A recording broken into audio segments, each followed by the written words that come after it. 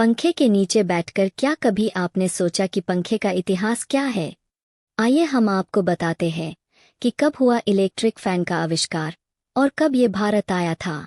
आजकल ज्यादातर लोग ठंडी हवा के लिए एसी इस्तेमाल करते हैं। हालांकि इसके बावजूद देश का एक बड़ा हिस्सा पंखे के सहारे गर्मी से निजात पाता है। लेकिन क्या आपको पंखे बनने की कहानी पता है? बिजली से चलने वाले पंखों से सदियों पहले पेड़ के पत्तों से पंखे बनाए जाते थे। करीब 4000 ईसा पूर्व इनका जिक्र आता है। ये पंखे बड़े पत्ते से बनते थे और इनका उपयोग राजा महाराजाओं के लिए सेवकों द्वारा किया जाता था। इसका पहला उदाहरण मिस्र में देखने को मिलता है।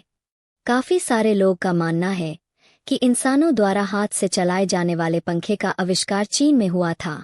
फिर हमारे देश में भी हाथ से चलाए जाने वाले पंखे का आविष्कार हुआ।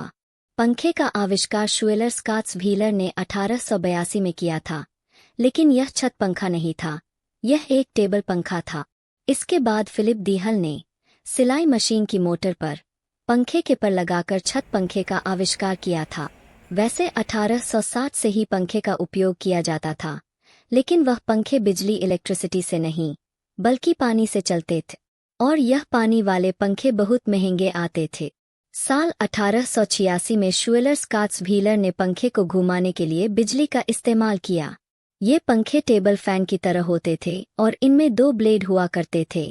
इनमें जाली भी नहीं होती थी। फिर साल 1896 में सीलिंग फैन यानी छत में लगने वाले पंखे अस्तित्व में आए।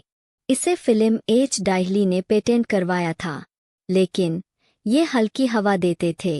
शुएलर स्कॉट्स व्हीलर ने बहुत सारे आविष्कार किए, जैसे बिजली पंखा, बिजली से चलने वाला इंजन।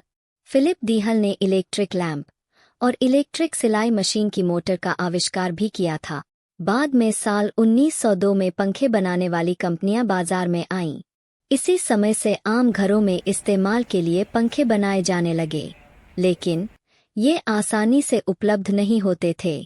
फिर करीब 8 साल बाद कंपनियों की प्रतिस्पर्धा के बीच घरों में आसानी से पंखे पहुंचने शुरू हो गए। प्राचीन मिस्र और भारत में पत्तों से बने पंखे प्रचलित थे।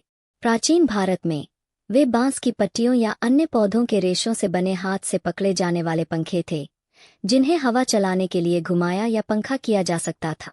ब्रिटिश शासन के दौरान इस शब्द का इस्तेमाल एंग्लो इंडियन द्वारा एक बड़े झूलते हुए सपाट पंखे के लिए किया जाने लगा, जिसे छत पर लगाया जाता था और जिसे पुंकावाला नामक एक नौकर खींचता था।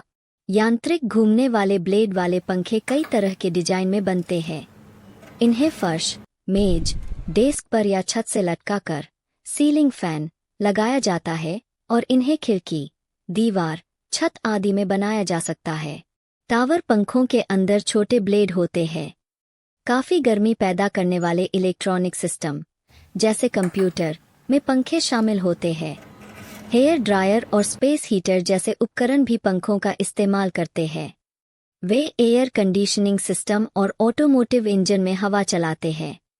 कमरे के अंदर आराम के लिए इस्तेमाल किए जाने वाले पंखे ऊष्मा हस्तांतरण गुणांक को बढ़ाकर हवा को ठंडा करते हैं, लेकिन सीधे तापमान कम नहीं करते हैं।